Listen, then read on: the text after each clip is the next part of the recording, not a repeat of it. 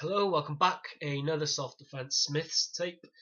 This clip is number 22, and it's the myth that if I defend myself, the law is on the criminal side. No, it's absolute nonsense. We tend to overreact to stories we've seen in the media. Usually, somebody burgled someone's house, the guy whose house it was defended himself, and the burglar has then pressed charges or whatever.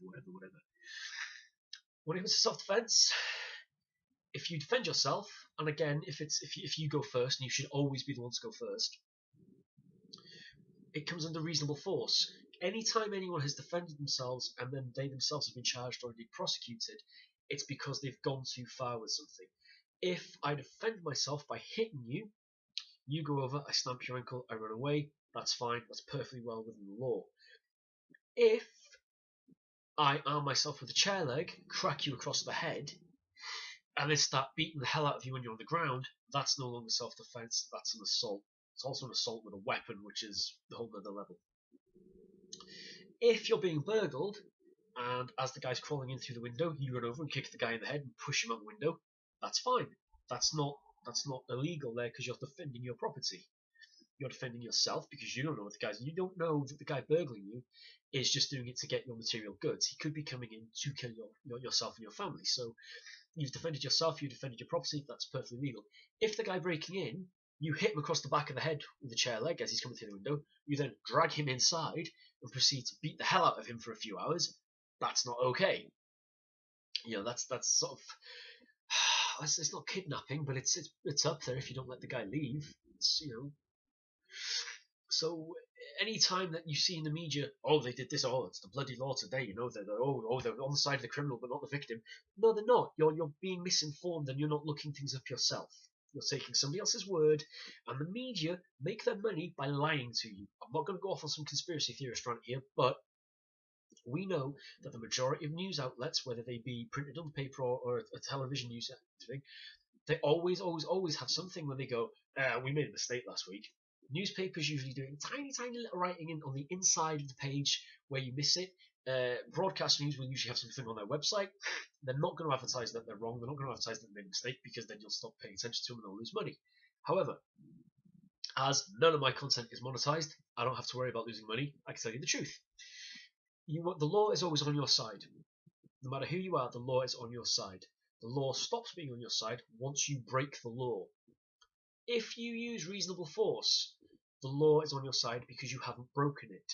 If we go off the fence and we go off the power of 3, the first touch, please sir, I don't want any trouble. They touch it again, you push it back, mate, stay back or I'll hurt you. They touch it again, there's no more negotiating. I've tried to be nice, I've tried to be horrible, he hasn't listened, he's forcing me to crack him one.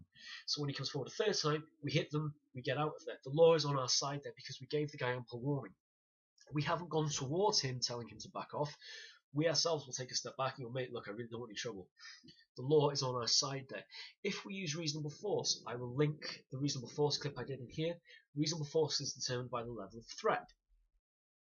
If somebody who is 5'3", 8 stone, and they're quite drunk, and they're coming at you, I'm gonna do you. You can push that guy over, he's not going to be a threat.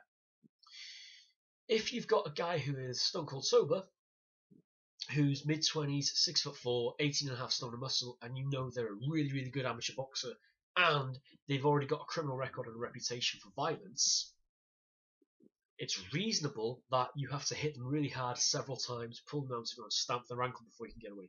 Because, reasonably, he's got a reputation for violence, he's going to take more subduing than the other guy.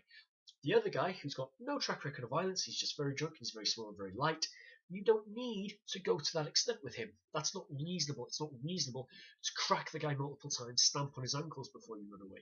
So that would be assault. So it's not this. It varies. It changes for each and every scenario.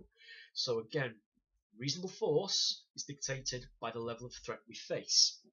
The law is always on your side. As long as you do everything you can to avoid the situation, the law will always be on your side. In today's society, most of the times we're on camera. Most people, if you get in a fight, will start filming it with their phone. You're always going to be on camera. You're always going to be on the right side of the law.